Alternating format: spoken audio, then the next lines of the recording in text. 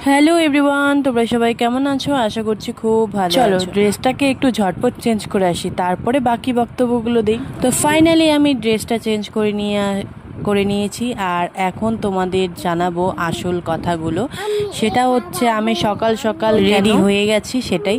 তো তার আগে একটু আমার এই বড় মুখটাতে একটু ছোট্ট করে টিপটা দিয়ে দিই। টিপ না দিলে কেমন জানি অসম্পূর্ণই লাগে নিজে। তো চলো এখন দেখাবো তোমাদের ব্যাটিং পত্র। আরে যাচ্ছি হলো নিজের মায়ের কাছে, কারণ মায়ের শরীরটা একদম ভালো না, সের জন্যই ডাক্তার দেখাতে হবে, তাই ফোন করেছিল দুবার। তো চলো বাইরে গিয়ে সবাইকে দেখিয়ে দিই। ভাইরা এসেছিলো পরশুদিন, আর তাদেরকেও একটু দেখিয়ে দিলাম। এদিকে জামাইবাবু বসে আছে, দাদা বসে আছে, আর আমার দিকে মেজো যা বসে আছে। তো সবাইকে দেখিয়ে দিচ্ছি আমি হয়ে গেছি রেডি, একটু পরেই বেরোবো, তাই সবাইকে টাটা বাই বাই করতে আসলাম। আর ওই দিকে আমার শ্বশুর মশাই। তো যাই হোক, চলো বাকি কাজ বাজ যেগুলো আছে সেগুলো করে নিই, আর তার সঙ্গে ব্যাটিং পত্র নিয়ে বেরিয়ে পড়ি। তো বুনুরাও রেডি হয়ে গেছে, ওরা যাবে হলো ভ্যাকসিন দিতে। আর এই যে ছোট মাম্মা মামার, এটাকে আমি হলো চিনি মাম্মা বলে ডাকি। এটাকে কেন বললাম বলো তো? কারণ আমি অনেক ইয়ার্কি করি যে এই বাবুটা আমার বৌমা হবে।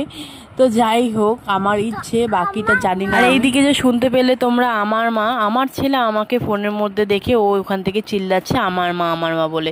তো যাই হোক, বাবুকেও ডেকে নিলাম, আর দুজন মিলে কয়েকটা ফটো তুলে নিলাম ফেসবুকে পোস্ট করার জন্য। ফাইনালি চলে এসেছি রেলওয়ে স্টেশনে, আর এখন যাব হলো ট্রেন ধরার জন্য। আর এই ট্রেনটাতে আমি সবসময় বাড়ি যাই, কারণ অনেকটাই সুবিধা হয় এতে, মানে বসে মানে দাঁড়িয়ে থাকে, এখান থেকেই বুকিং হয়, তারপরে এখান থেকে ছাড়ে। তো এর জন্য আমার খুব ভালো লাগে, তিস্তা তোরসা এটা ট্রেন। তো চলো এখন বসা যাক। তারপরে বাকি যেসব বলতে গেলে যেসব দৃশ্যগুলো আমার চোখের সামনে আসবে সেগুলো তোমাদের সাথে ভাগ করে নেব। এদিকে আমার শাশুড়ি এদিকে বসে গেছে, আর সবাই হয়তো ভাবছে যে আমার শাশুড়ি আমার সাথে যাবে, তবে না, আমাকে এগিয়ে দিতে এসেছে। আর এই যে ছেলেকে অনেকটা আদর করছে, ছেলের সাথে কথা বলছে, আর আমরা সবাই মিলে অনেক ফটো তুলেছিলাম, আর অনেকটাই মজা করেছিলাম ওই সময়টাতে। তো ফাইনালি সময় হয়ে গেছিলো, আর শাশুড়ি মা নেমেও গেছে, আর শাশুড়ি মা চলে যাচ্ছে। আর এইদিকে দেখো ট্রেনটা আমাদেরও ছাড়ার প্রস্তুতি নিচ্ছে আর কি।